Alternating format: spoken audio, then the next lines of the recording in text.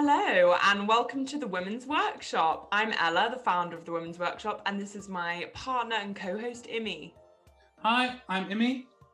So if you've been listening to our previous podcast, we've had some great interviews, the best being last week, which was myself, because we didn't have anyone to interview, but this week we do have someone. But first things first, let's talk about things currently happening with the Women's Workshop. So we have an ongoing competition entitled What Does Feminism Mean to You, or What Does Being a Woman in the Arts Mean to You? It's a very interpretive piece. You can do it in any medium, and the prize is you'll get commissioned to design a podcast logo for me and Immi. So yeah, big wins. Yeah, and as far as we're concerned, there's no cut-off date. It's until we have enough entries to judge. Yes, the entries have been, I think we still have one entry, unless I've missed something. I don't know. Yeah, I'm pretty sure we've had one entry. So if you want to enter, the competition is very, what's the word? Hot. That's it. The competition is hot. So get ready, people. Yeah, we've been pretty quiet on the Women's Workshop recently, only because we both now work full time. But we still make time for it, and we still welcome ideas and chats, and hopefully we'll be hosting another networking event soon when our schedules allow it. But for the time being, we will be putting out a podcast every week as per usual.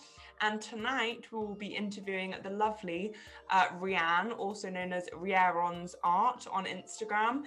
She's I think it's just our Herons art because her name's Rhiann Hearons. Oh my god, I've been pronouncing it Hearons the whole time. I've followed her account. Oh fuck, that makes way more sense. Okay, so it's our Herons apparently. My mind's just been blown. She does amazing artwork. So she works in illustration. She does stickers, prints, postcards, but she also works in fine art, so in mind-blowing fine art paintings. I remember I shared one on my story a while ago with this heavy metal music, and it was this sort of godlike alien creature melting in the sun, and oh my god, she's incredible. So prepare yourselves for awesomeness. Yeah, a lot of retrofuturism, and that's just does something to me. Yeah, love it. It would be great for designing an album cover, or doing some animation film in that retro 70s style would be really cool as well. Concept art for a sci-fi film, that's what I see. Yeah, definitely. But anyway, do we have anything else to announce, Immi, or? No, not as far as I know. Yeah, we'll say no for now. Okay, so let's just hop straight into our interview with Rhiann. Enjoy.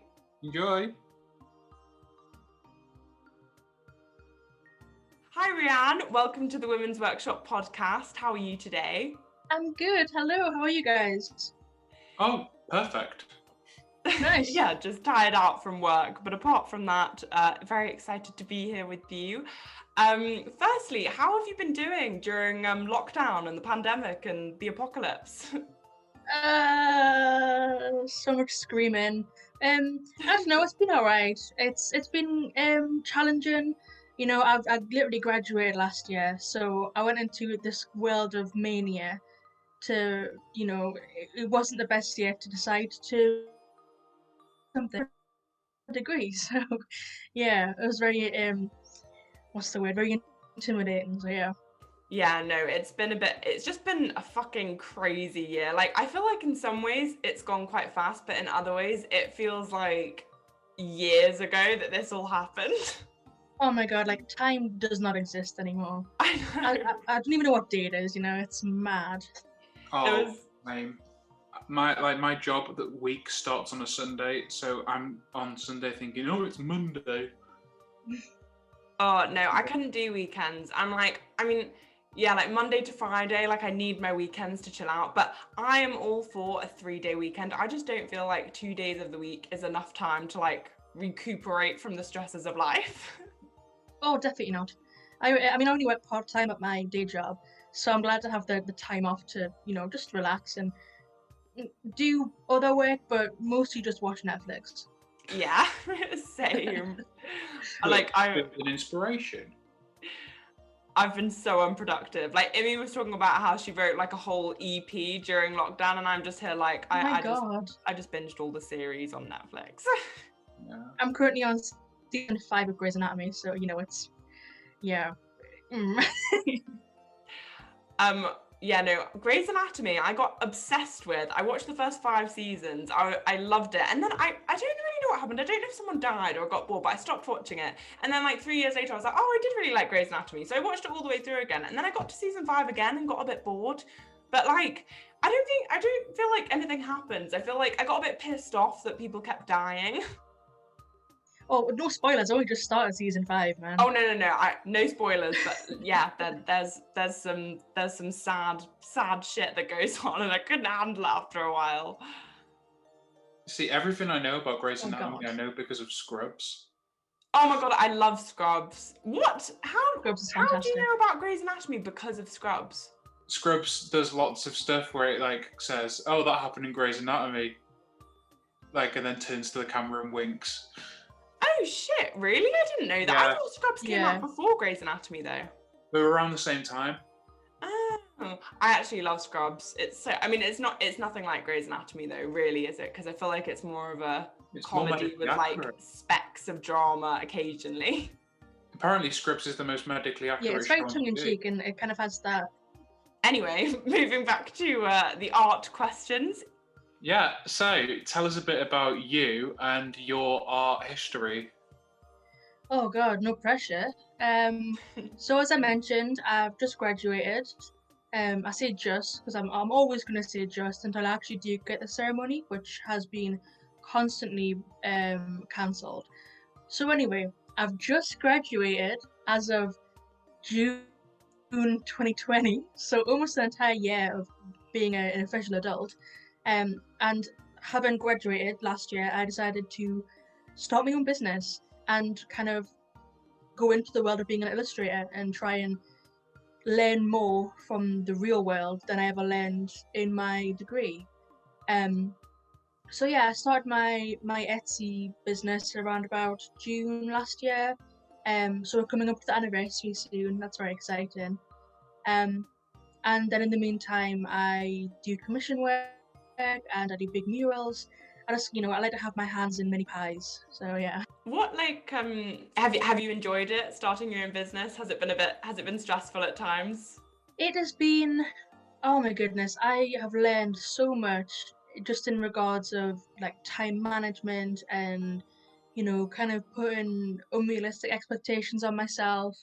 And like Christmas was a crazy time. That was like ridiculously busy and having to deal with delayed parcels because of like the COVID and the American like postage. Like there was a huge thing there with American postage where it just wasn't going through, and a lot of people hadn't ticked for the tracking option, the upgrade, and it was just crazy. And I had to be very polite, and I had to be like, "I'm very sorry your package hasn't arrived," which I was, but also like, "Please don't message me, it's Christmas Day." Oh god, yeah. I think I'd just lose it. It gets that way sometimes. It's just, I mean, fair enough if it's a question about something that is my fault or something that is my responsibility. But as soon as the parcel is out of my hands, like I can't make the, especially international orders, I can't make them get any faster, any quicker. It's not like I can go over and post it like in my hands to you in New York or whatever. It would be nice if I could. I love a good holiday. Well, maybe one day you'll be like commissioned around the world and you'll get to like flit off to all your exhibitions worldwide. Oh, the dream. One day. One day. One day. How do you think you'd actually describe your sort of style in art, your artistic style? Oh, so I think I have two very distinctive styles. I have because I have a fine art background, and everything I do is more or less traditional in the kind of media sense. So I use acrylic, I use gouache, I use watercolor. So I have that kind of artistic style for larger paintings and commission work, and then I have this kind of fun, illustrative style with animals drinking juice and just generally like anthropomorphized things. And it just depends on really what sells the best. I find like a lot of my more illustrative things tend to capture people because they're more humorous. And yeah, I just think I'm very, very trying to merge them together and kind of come at like a middle ground, just so that I can have a official style, because you're constantly told at uni, at least I was, to find a style so that you're recognizable, and I don't think that's fair. I think that you can have several different ways of working, and you shouldn't be discouraged from trying new things and being like, oh, it doesn't fit with my aesthetic. Break the aesthetic, like, you know, make what you want, and it doesn't matter if it sells. It's about making what you want and what you enjoy to make. Because there are gonna be times where, you know, I'm like, oh, I've got summer coming around the corner, I've got to make some summer things for the update in my shop. And then I go, actually, Eurovision was just on, and I want to make a painting of the lead singer for myself, and that ends up being very popular because I posted it on social media just for myself, though. So it just really depends on a multitude of things, really. Yeah, I think that whole find a style and stick to it's wrong, because you should show how like adaptive you are and how broad you can do. But I am a big fan of your retrofuturism stuff. I adore that aesthetic, and if you could do a spaceship octopus for summer, that would be great. I will keep that in mind. I do love drawing octopuses, octopi. You know, that kind of. Too. Oh, also another. I don't know if this is an idea for an art piece, but me and my friend always come up with like I don't know if this is an idea for an art piece, but me and my friend always come up with like really weird band names, which I feel like could be really good art. And we came up with a name last night, which was Samurai Shampoo. Nice. Which I thought would be the perfect name for a band, but like I feel like that would be, you could do like a retro advertisement of a shampoo bottle, but like for samurais. Yeah.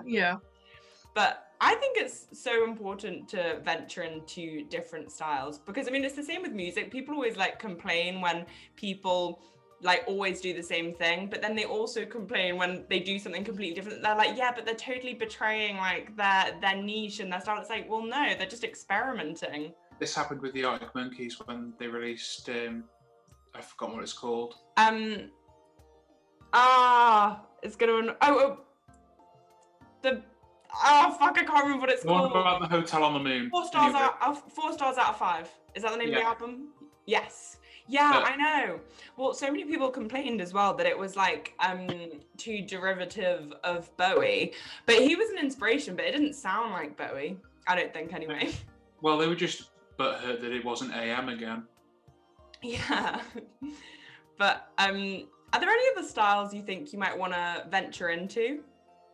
So I'm getting more comfortable with gouache, and I'm doing that, you know, kind of to merge my love of acrylic and watercolor together, because I see it as a bridge between the two. But I'm also, and I told myself I would not do it.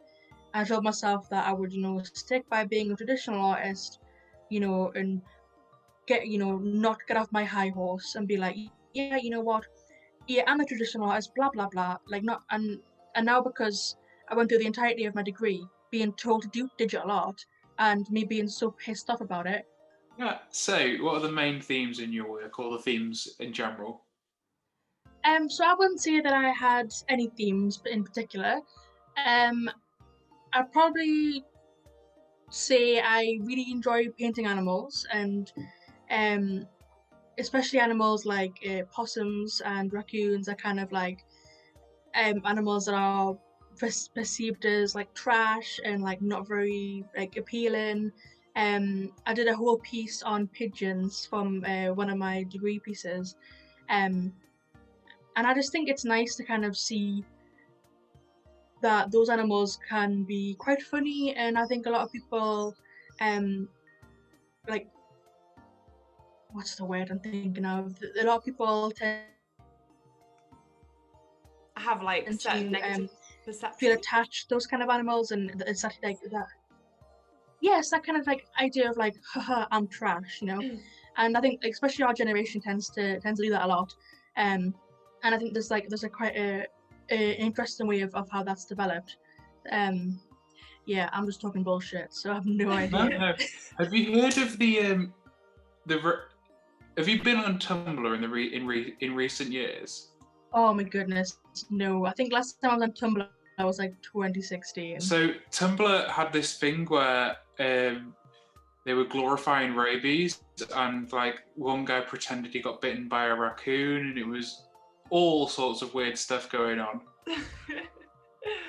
I'm all for it. I love a bit of rabies. I think it's really nice looking at... say, don't get bitten by raccoons. Rabies does fucking kill people. Like, you don't survive rabies. Oh, absolutely. I was meant to go abroad for ICS, and I had like all of the jabs, and I had the rabies jabs, and oh my goodness, there's so many of them. And then once you have them and you get bitten, you still need to get 3 more jabs or something stupid like that. Yeah. What actually happens when you get rabies? Like, your brain swells.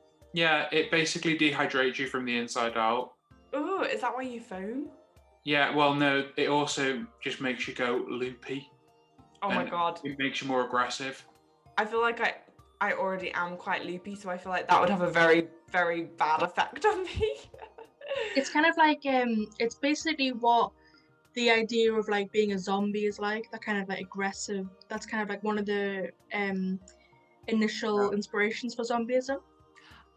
Are there loads of accounts of humans getting rabies? Because like I don't think I've ever read about a human getting rabies before. In fact, there's a Scrubs episode which borrows from an actual thing where a woman died and they thought she died of suicide, so her organs went to people, but she actually died of rabies, and all the people that got her organs ended up dying of rabies too. Oh my god, that's dark. Fucking it. Wait, did that actually happen in real life? It's dramatised on Scrub, but something similar did happen. Oh my god, that's so creepy. Yeah. Going back to what you were saying before about kind of depicting things that aren't conventionally like pretty or aesthetic, I think that's really interesting, because I think throughout like history and like children's books and fairy tales and folklore, like it's always that idea that like evil is conventionally ugly and good is like conventionally beautiful. You know, there's always like the old hag who's the witch who's evil, and then like the beautiful princess and the beautiful prince. So I think it's quite nice sometimes to like turn it on its head and be like, you know what, the hag is actually a fucking queen, leave her alone. Definitely. I mean, when it came to stuff like WAP, when that was a thing a couple of months ago, I don't know, was it a couple of months ago? Was it last year? I have no idea. Time is not real. With WAP, and everyone was like wet ass possum. I thought, hell yeah, I'm gonna watch this music video a stupid amount of times, probably more than I needed to because I was fascinated. And I'm gonna put two possums in Cardi B in Megan Thee Stallion's outfits, and it's gonna be iconic. And it was wonderful. It was great, and it was a bit of fun, and it was just, you know, have these like hissing possums that look quite dirty and quite evil, wearing these fantastic ball gowns and pails. I mean, yes. That sounds amazing. That's amazing. Oh my god, you should have like a party themed like that, like come as a possum dressed in a ball gown. I would go to a party like that. I'm always a possum dressed in a ball gown. Oh my god, that is going to be your famous artist quote one day. Speaking of like those themes, are there any like things you want to look at and like add to your art in anything? I haven't, less about themes, but more about kind of different animals to look at and different ways of like showing, like I'm a big fan of putting like modern and like current affairs into like the illustrations, especially when it comes to music. And I just missed the boat when it came to the Little Nas X pole dancing, and I really wanted to do an animal doing the pole dancing and stuff like that, and you know, make it a thing because the wet ass possum was so interesting. You can still do it. Do a polecat. Now we're talking. but I missed it because I was just so busy with life. Because sometimes life gets in the way, and you just got to, put the art to the side and deal with bills, as boring as that is. Yeah, I think it's so admirable for anyone to run a small business and like stay true to what they really like doing, because like the real world is fucking hard. I was literally just bitching to Immi when you were dealing with your bread crisis about like how expensive my life is, because I've literally just moved out of my parents. Like I've moved down the road in with my boyfriend, and oh my goodness, rent is so expensive, like bills are so expensive, and I'm just tired all the time. Like working is tiring, life is tiring. Like it's so hard to muster up energy to do things you actually enjoy and want to do. Oh, absolutely. I mean, me and my partner, we live in Lincoln because we met in Lincoln. We went to the university, and so we've got like this little house, and we had a huge problem with a leak. We've got damp. We've got all sorts of horrible problems because it's a student house, and they think that they can, treat students a certain kind of way. Even though we're no longer students, we pay council tax. We pay a bunch of bills, and because we're looking to get out of this flat and move to somewhere with more opportunities, like maybe Manchester, and it's just the money with moving is going to be so difficult, because it means that I can't buy printer ink and stuff like that. I can't put the money into my business. I've got to put the money into deposits and grocery shopping. So I've come to realize that it's okay to, put it on the back burner for a little while. Checking on his bread. He heard the word burn, didn't he? I was like, oh no. Oh no, the bread. Oh, I wish we could smell the bread. I love the smell of freshly baked bread. Not that I know what it's like, because we don't really bake freshly baked bread, but I like the idea of smelling freshly baked bread. The bread. This is the bread. It's coming into frame. Oh, I'm excited. There you go, YouTube. Oh my god, it's your eyes. That's some good food porn right there. Just realised that nobody would have seen that on YouTube because we were speaking, so we'd have showed. Wait, what did you just say? No one on the YouTube video, no one would have seen that because we were speaking, so that wouldn't have been in frame because it only shows out whoever's speaking's face. Oh shit! Yeah, it's because like on Zoom you're on like a gallery view thing, so whoever's speaking it like shows. So damn it, we shouldn't have spoken when the bread. Well, I can describe the bread now if you like. Okay, bring it back into frame, wench boy. Come here, boy. Bring the bread. You can hold it, yeah. It is now come into frame. See it, look at it, lick it. There you go. On 9 subscribers, don't say we don't ever do anything nice for you. I must say, you know what? Artist by day, bread's never by night. Are you done clattering? Right, leave. I'm leaving all this in because it's funny. Yeah, especially the bit where you called him a wench. Oh, he is though. Yeah, my wench. No, I think what you were saying about that sort of work-life balance is 100% true. I think sometimes you do just need to like take time out for yourself and like to do the boring things that you don't necessarily want to do, but you know are going to make you sort of happier or healthier or whatever in the long run. Absolutely, because like I said, we're thinking of relocating, and that is a huge step. We're more than thinking about it. We're going to do it because if we stay here, there's just nothing for us in regards to opportunity, like creative opportunity, or an opportunity for my partner, because it's about a balance between work, between life, and a balance in a relationship. Yeah. And I just want to go to Manchester because it's further north, and I like that. Yeah. And I think there's a pretty good art scene in Manchester. Like there's always absolutely going on, great galleries and like loads of cool little places as well. Like I'm sure you'd be able to find so many like nook and crannies with little studios that you could like display your work in. Oh, 100%. I've applied to a lot of design jobs, and I've just been looking at like the craft markets and the craft fleas, And also, there just seems to be so much more life in Manchester compared to Lincoln at the minute. And Lincoln had a huge upcoming art scene and punk scene, like pre-COVID, and it was just getting off its feet, and it was going to be great. But then, because of the pandemic, it just kind of took 10 steps back. Yeah. We'll talk more about the whole small business thing in the last segment. There we go. Yeah. For a little hook out for the listeners. Do you think your style has evolved in any way in terms of your artwork from when you first started? Oh my goodness. I think everyone's art style continues to get better and better in regards to skill. But then I think because, like I said, with my fine art like training, I have these pieces that are very, I won't toot my own horn here. They're very well painted.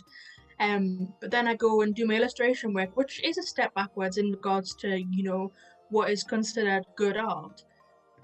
Because it's not as realistic, or it's not as, the color theory isn't as like intense. And that doesn't mean that it's that it's bad. It doesn't mean that it's any different or lesser than the other art that I created. Oh, it's just so annoying if people think like, especially had this conversation with my mom.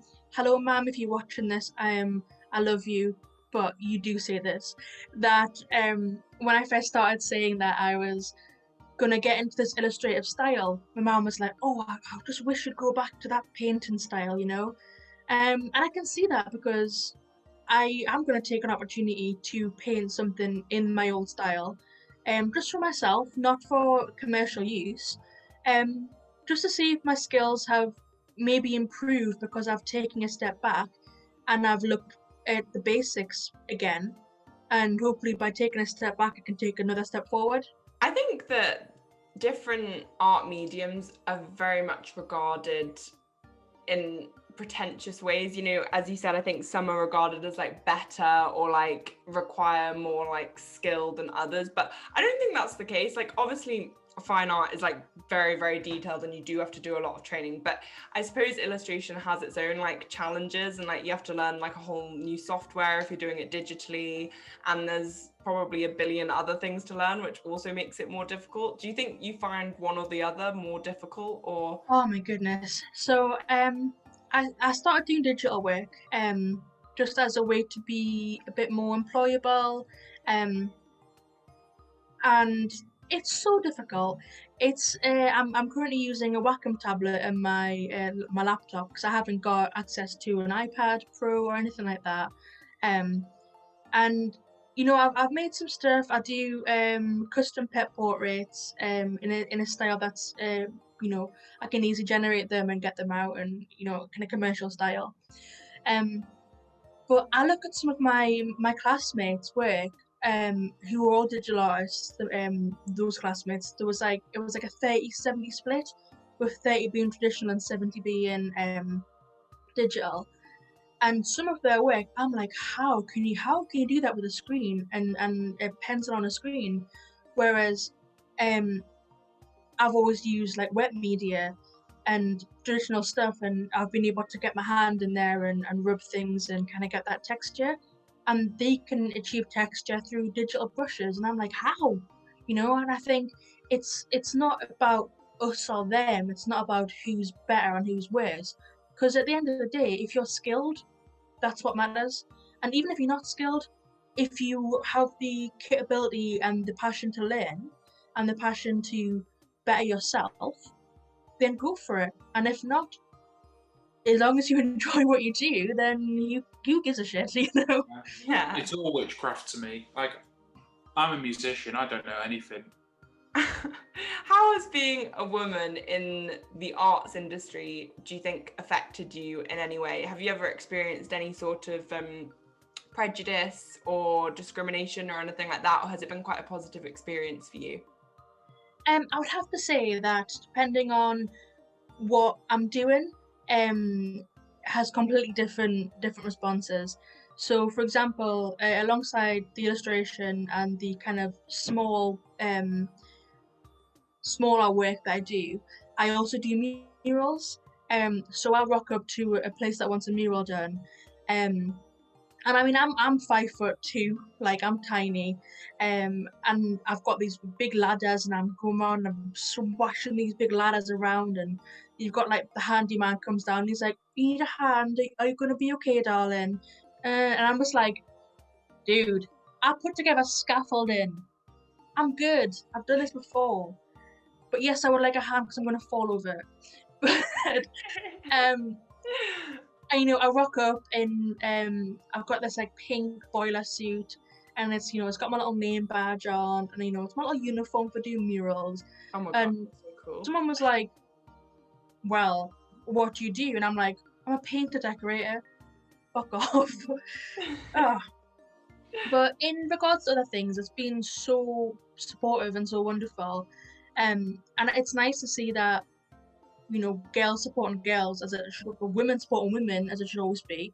But it's not just inclusive to women, of course. Like any they, them, whatever you may be, as long as it's not hurting anyone, basically. Yeah. The question just is: do you think there's any way of like fixing the? I would say the microaggressions that we face as women. So no is a valid answer. So we start by eating the rich, eating the men, and repopulating the earth by those women. That sounds fucking amazing. In all seriousness, though, I think the way that we, as women, and those of us who identify as LGBTQ+, the vast amount of history that we've covered in such a little gap of time is crazy. I mean, I remember when I was in year 7, doing my tutorial stuff, and I remember when it was just the LGB, Yeah. It's gone. There's just so much more that was spoken about, and it's just so nice to see that there is so much further for things to go as well. Because if we think, it's 2021, who knows what 2025 is going to be like? Maybe we'll have equality. That'd be pretty damn great, wouldn't it? Yeah, fingers crossed. I'm glad you brought that up anyway, because it's time for Immi's rant about Margaret Thatcher. Oh, okay, off you go. Margaret Thatcher and her Tory party introduced Section 28, which meant we had very little education about LGBT people, which means people like myself, trans people, didn't even know what being trans was until they got much older, which means that effectively Margaret Thatcher and the Tory party are culpable for multiple suicides of trans people because they weren't given the help they could afford, that they were needed, because they didn't know it existed. Fuck Margaret Thatcher. The problem with pissing on her grave is eventually you will run out of piss. Hey, that's going to be your you're always making piss. Quote. No, that's a quote that I've stolen. Oh, Immi, that's so disappointing. I thought that was such a good quote. Plagiarism. Yeah. But no, following that, I think so basically I identify as bisexual. I have been with my partner who happens to be a man, unfortunately. No, I love him to bits. Who happens to be a man, and we've been together for almost 4 years now. And there's been times where within my my classmates when I was doing my degree, that there would be this kind of divide, and they would be like, "Oh, we're queer, we're gay, blah blah blah," and then they would realize very very later on that I did identify as bisexual, and they were like, "Oh my god, I'm so sorry that I missexualized you or whatever." And I'm just like, dude, I'm in a straight presenting relationship, we're used to these microaggressions because it's just something that we don't really think about in regards to, yes, I'm with a man, yes, I identify as a woman, but I also really love boobs. I've said this before to many people. There's nobody who hates the rest of the LGBT community more than gay men. So, what do you have in store for the future, Rhiann? Have you got any plans for projects or anything coming up that you're looking forward to? Oh my goodness, I want to do so much. Just a case of money. It's a case of so very recently, a lot of people within the small business community have been running around and screaming and being like, oh my goodness, sales are so slow lately. And I'm like, oh my goodness, yes. And it's, oh, thank God it's not just me. Because pubs have started opening back up, the sun is shining, and people aren't, using the internet to buy things anymore. And because of that, sales have taken a huge dip. I mean, I'm at 50% less than what I was normally getting. And it's come at the worst time because, like I said, I'm moving. So I have all these great ideas to do more print work, more badges, kind of looking into doing a collaboration. But there's just, you need to have money to do that. And at the minute, I don't have any. So I'm just a classic starving artist, basically, man. Give me money so I can be creative. Thanks. Did you hear that, podcast listeners? You need to fund Rhiann's artistic career, okay? So go fund her. Have you thought about doing a Teespring or something like that? I was thinking of, but then I'm pretty sure that any artwork that you upload, I think they own it. I'm not about that, I want to have all my artwork just in case it blows up. Yeah. It will. I'm very confident that it will, definitely. Thank you. Teespring own my fucking own my music logo. Oh shit. And I want to do things on Spoonflower and stuff like that, but it's just a case of researching what that website and what that company does with your artwork, because a lot of places, especially on Etsy, it's become a place where people can sell very, very cheap products that they've gotten from Shein or from other second kind of mass-produced products, and they're selling them as handmade, and it just puts a lot of it just puts a big dampener on producing your own stuff.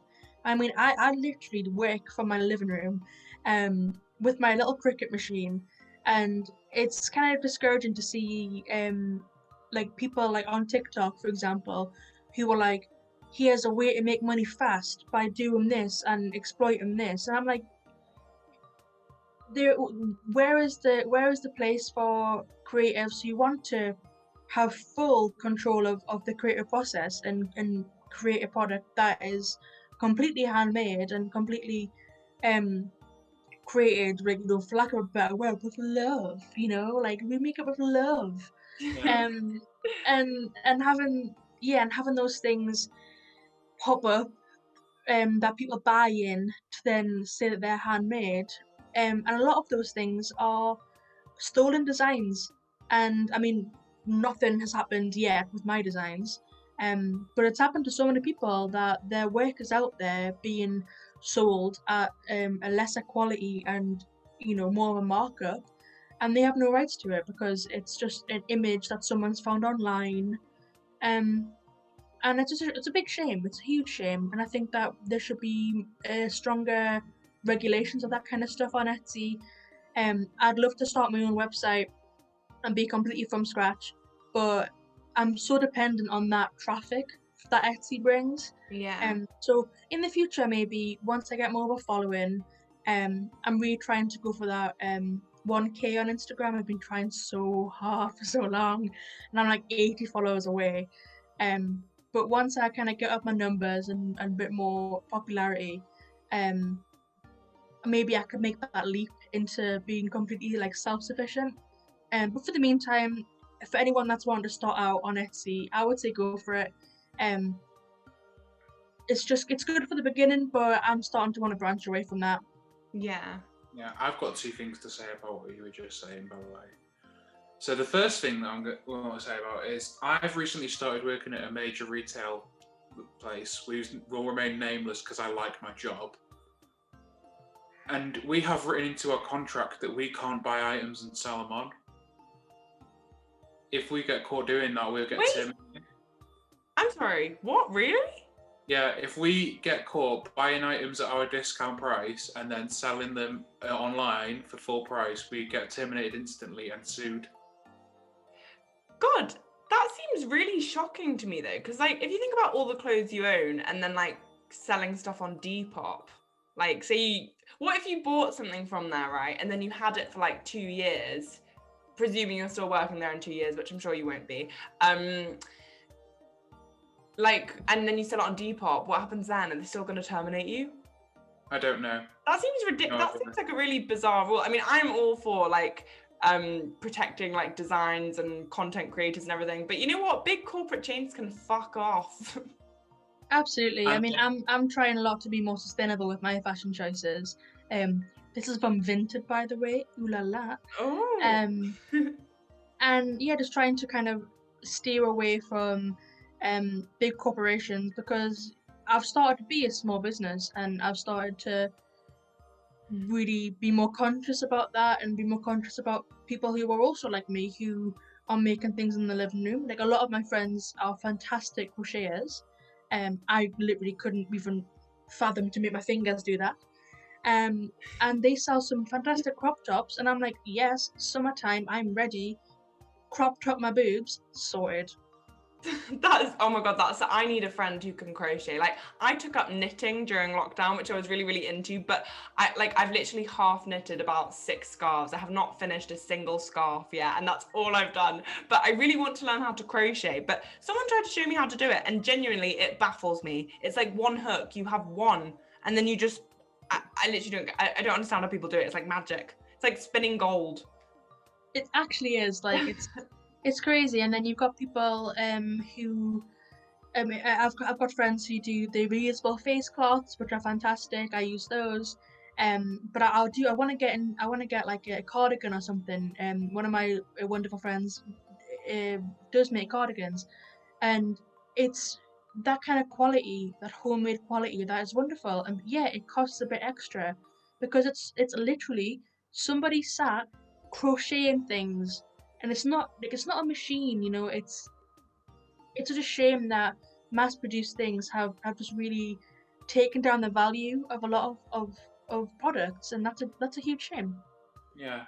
My second thing that I was thinking of is I'm really looking into the market of custom Furbies. And on Etsy, you can buy Kirby faceplates that people have 3D printed.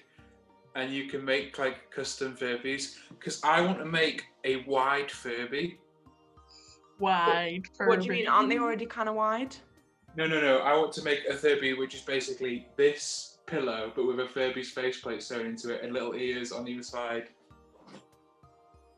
That sounds incredible. I absolutely love Furbies. You need to look up long Furbies. Long Furby on TikTok. Oh my goodness. Oh no, what? That sounds kind of disturbing. It is. It's horrifying, but it's like a car crash. You can't look away, you know. Oh my god, I need to find it. One of my favorite YouTubers has done a long Furby, but she's also sewn in like spider monkey arms.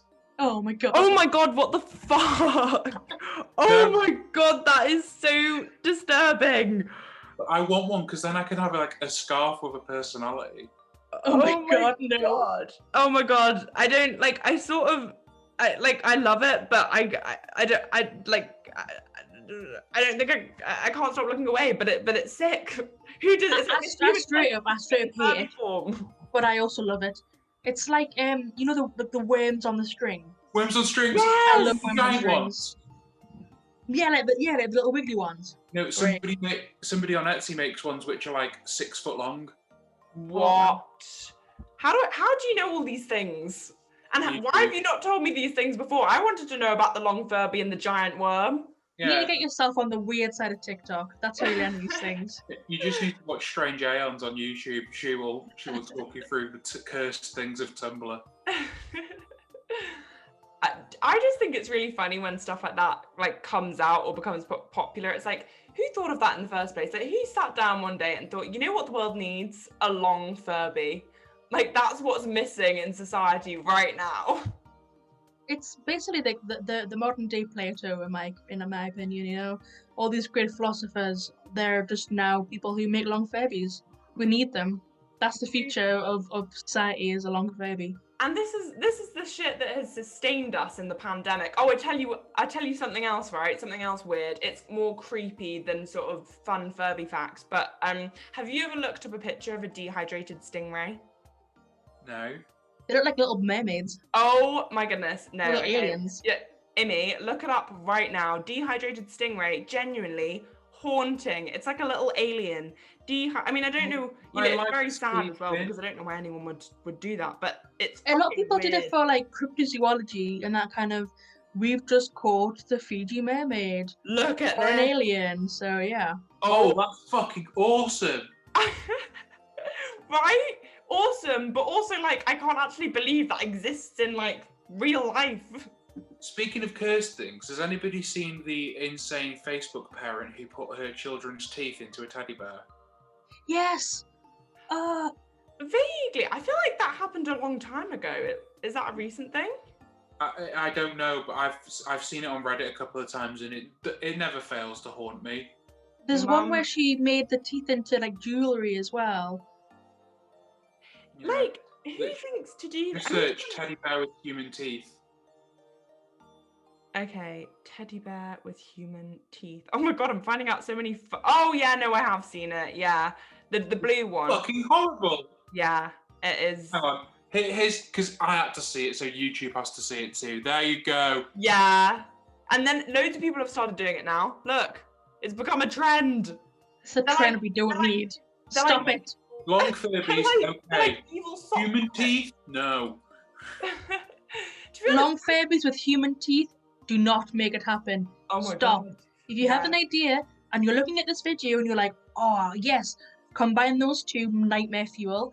Long Furbies and children's teeth, do not do it. You'll get put on a register that I fucking create. I swear to God. Do not interact list. This is not a place for inspiration right now.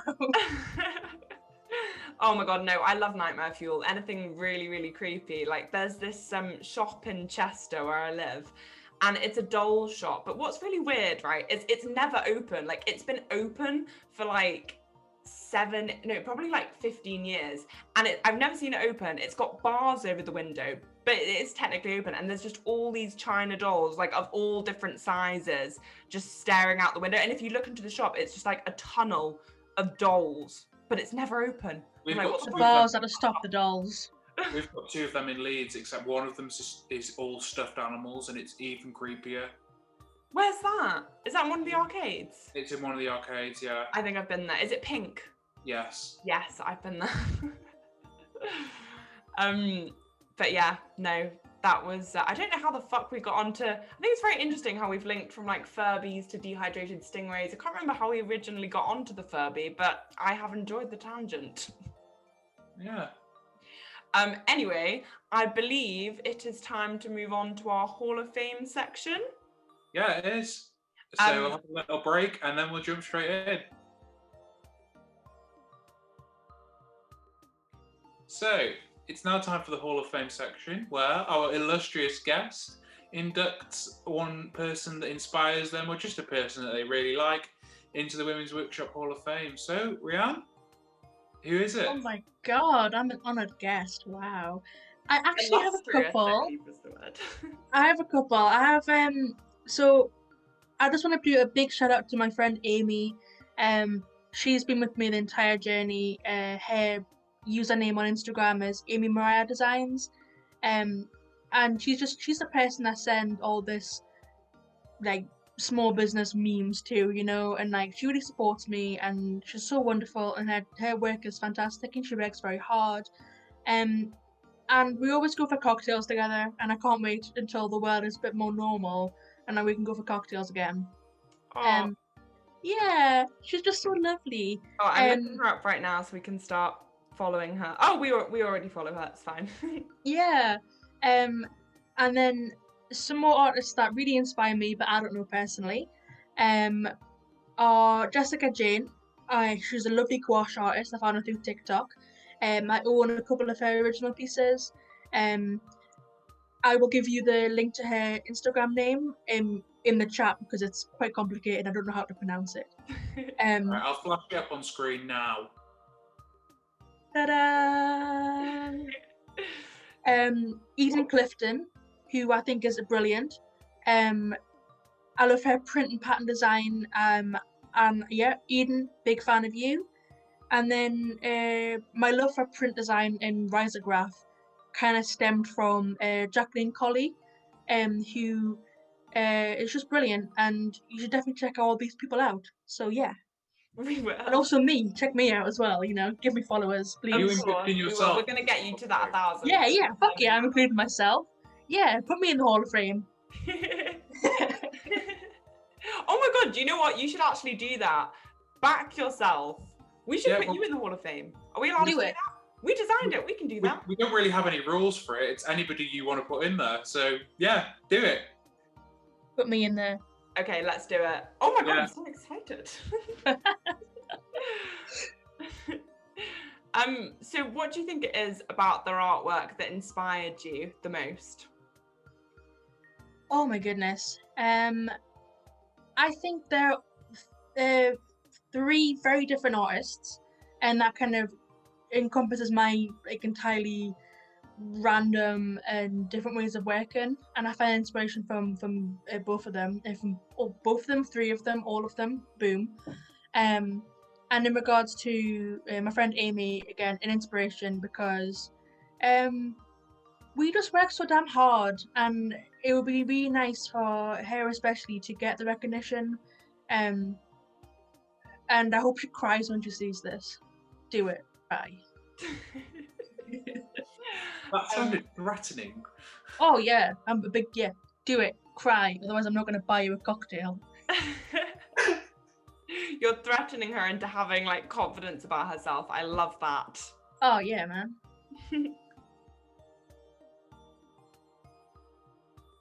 Shall we move on to the big question of the evening, or the big topic you have chosen for us? Yes. What would you like to discuss today? So I would like to discuss grind culture. Okay, for those of us who don't know what that is, what is it? So it's not what it sounds like. It's not about grinding things. Okay. It is about how you kind of the healthy way of having a work-life balance, essentially. And it's something that has taken me so long to figure out, because you go into something and you're full steam ahead. You're like, I want to do this, and you're up and it's 2:00 in the morning, and you're like, I've got emails to do. And you wake up and the first thing you do is check your emails or check your Etsy sales or whatever. And it's just not a healthy way of being.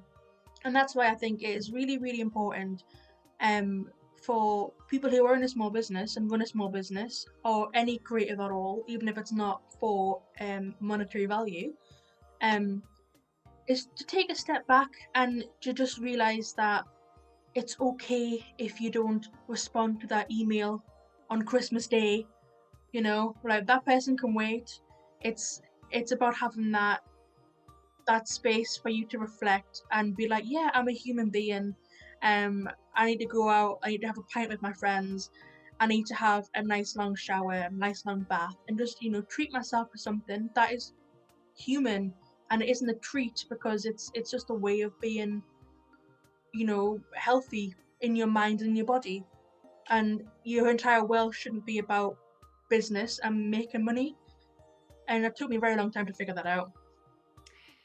I think that's actually probably the most successful outlook on life, though. I think the people who do find that work-life balance and who do take the time to take care of themselves are the most successful, because the thing is, if you push yourself to your absolute limit and you do too much and you burn out, you're not going to be able to produce the art you want to produce. You're going to have creative blocks.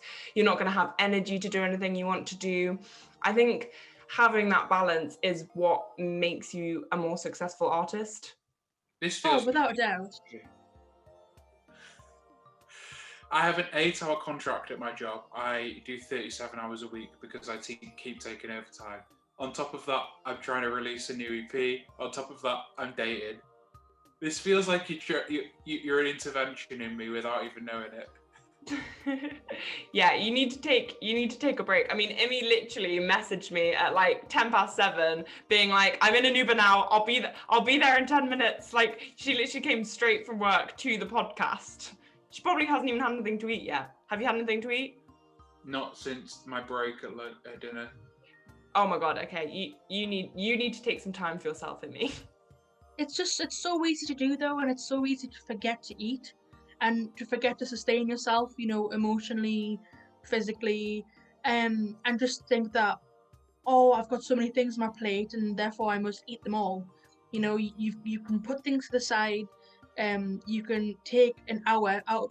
Everybody has an hour to just unwind and do whatever the hell makes you like happy. As daft as that sounds, and as cams as that sound, I'm very sorry, cams. I mean, I'm not sorry, cams. Fuck cams. I'm very sorry for people who are getting triggered because you just need a cup of tea. No, you need a fucking pint. I remember the dudes told me, "Oh, why don't you have a bath?" I was like, "Because if I get in the bath, I will try and drown myself." Try and kill myself, yeah. Oh, like it does work in some sense. It is, you need to take a step back, and you need to figure out just what you want to do as a business and what you want to do as a creative, and as a person. It just applies to people as well. Is take time, and then you can kind of it was a very ham like way of doing it, but like take time and you'll figure out a lot more about yourself that way. You'll figure out that, once you take a breath, you'll be like, shit, I can do this, I can do that. And things will be bit more clarity. At least that's what I found in my personal experience of it. And I'm very new to it because, like I said, I was the person, still am the person on some days, up until 2:00 in the morning with my cricket machine whirring in the living room. Yeah, I think it's a lot harder to practice like self-care than people think. But self-care isn't just like, putting on a face mask now and again. It's even just like, day-to-day stuff. Like, I mean, this sounds super gross, but I am genuinely, when I get busy and like run down and tired, I find it so hard to shower and to like take care of myself, like to keep myself clean, to like eat healthily. Like, I'll just eat junk food. I won't shower for like an amount of time I am not comfortable saying, but just little things like that all add up to like good self-care, I think are so easy to just fall to the bottom of the priority list when you're like exhausted. Oh, absolutely. Dishes mount up, and then you see like the dirt in the house and you go, oh my goodness, like how am I ever going to do all that, and it just gets so overwhelming. And then you figure out, okay, I'm going to be a bit more human today and I'm going to, do the dishes or whatever. And that can give you a sense of productivity. But sometimes there are days when you just want to either go full ham with your business and your creative way of working. Or there's days where you just want to lie in bed and watch Grey's Anatomy and then play on your Switch and then cry. I don't know anyone that does that though. No.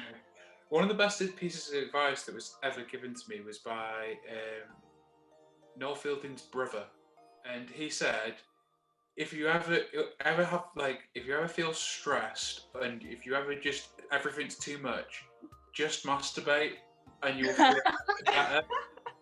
I'm sorry, I heard that very delayed because my brain is like half awake today. Did you say Noel Fielding's brother? Yeah, Noel Fielding's brother. How do you know Noel Fielding's brother? I saw Luxury Comedy Live. What? And did he just come up to you out of the blue and just like? No. I met all three of them after the show. Oh my god, that's so cool! Wait, was Noel Fielding in a band? There you go. What? Do I live under a rock? Was Noel Fielding in a band? No, Luxury Comedy, his TV show. Did a tour. Right.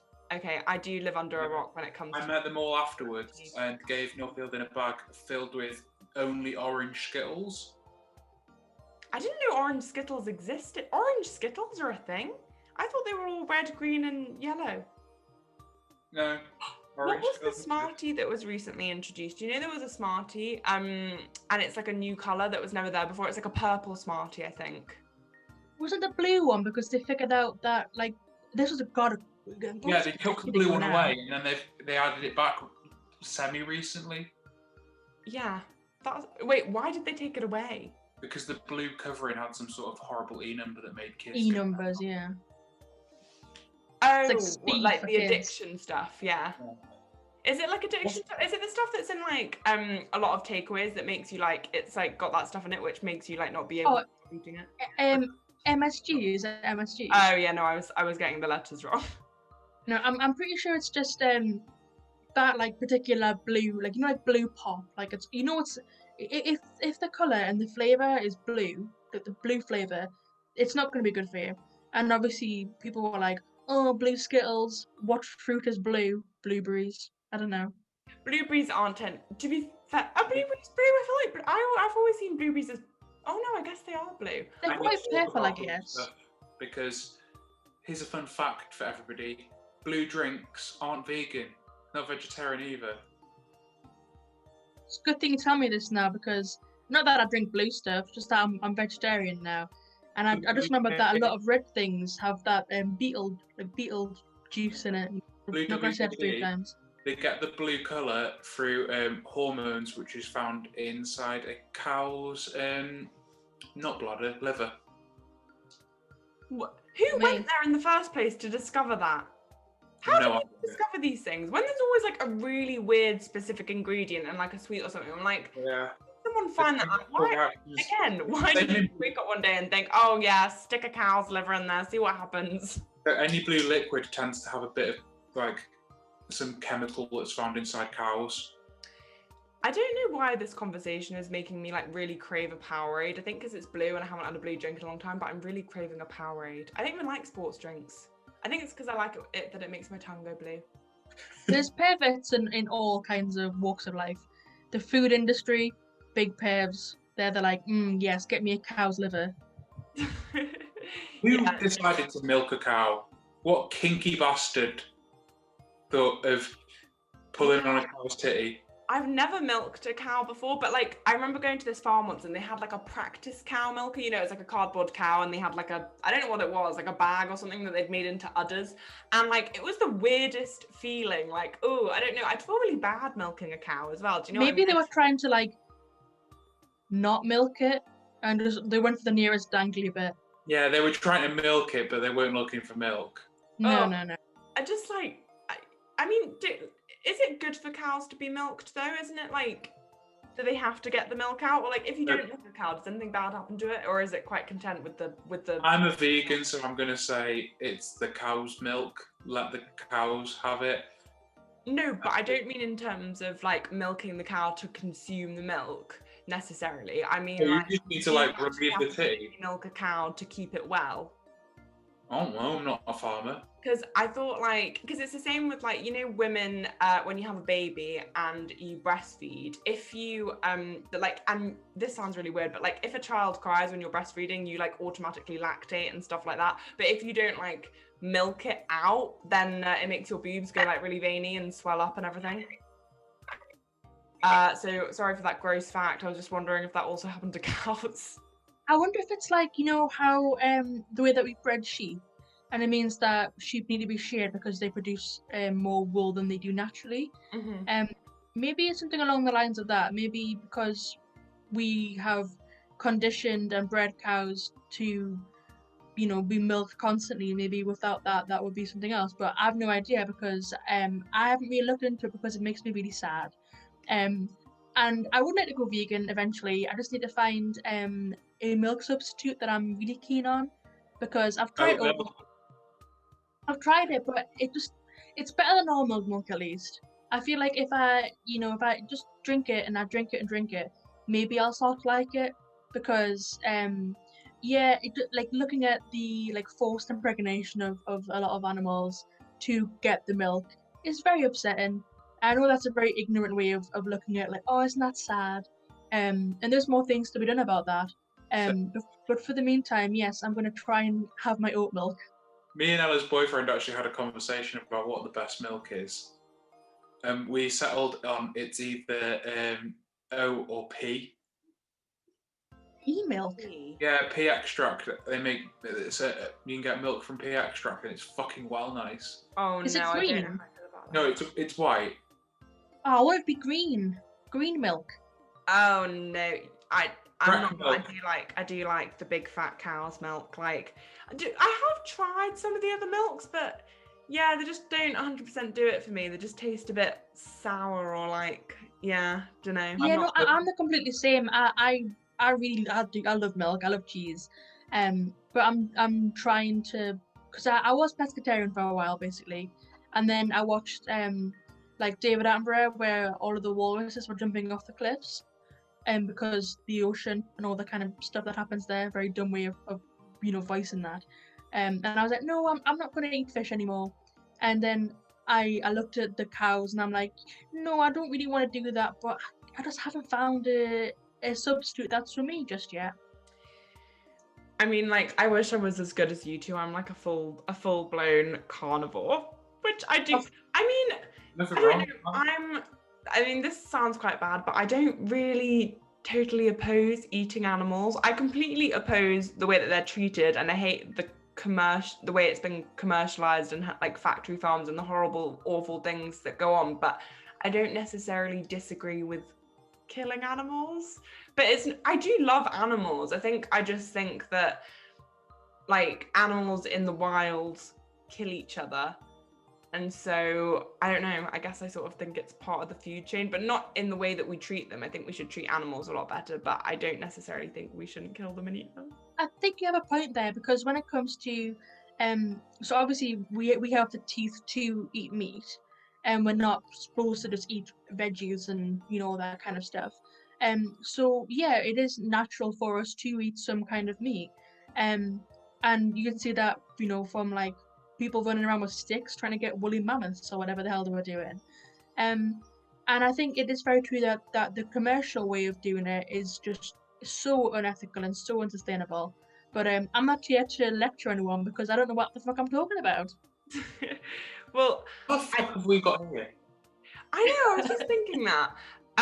No, I was just going to say super quick. I think the problem with sort of eating organically and wanting to not buy meat that's from like bad, unreliable sources where the animals are treated really badly is all like cheap meat that's affordable comes from really bad sources. So people who don't have a lot of money and can't afford to pay for like good organic food end up eating that sort of meat because they don't have access to like the good meat. Like I know a lot of I know some like wealthy people who always like, go to this really nice farm shop and they get like lovely organic food, but like not everyone can afford to do that. I think obviously you can afford to be vegetarian but I mean in terms of meat consumption, I think sometimes it's quite hard to always eat organically when you don't have a lot of money.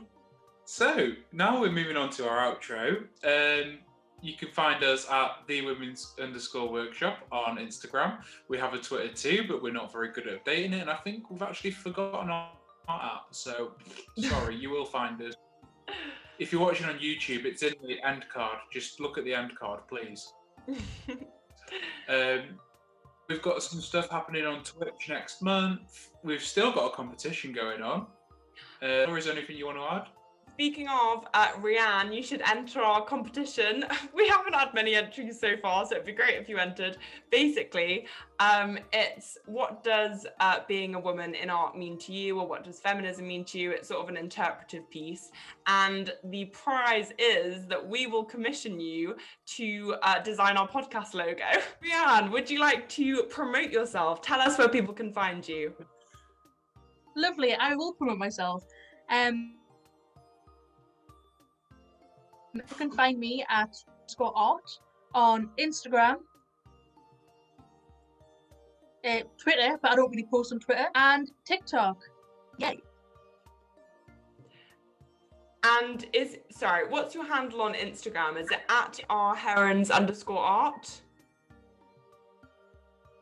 Yes, it's @RHEARONS_art.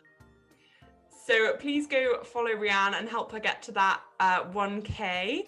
Thank you so much for coming on today. We had the best time, so many great tangents, learnt about long Furbies. It's been a hell of a ride. Brilliant. So thank you for joining us. Yeah. Thank you for tune in next week, and we love everyone who listens. We love you all. Bye.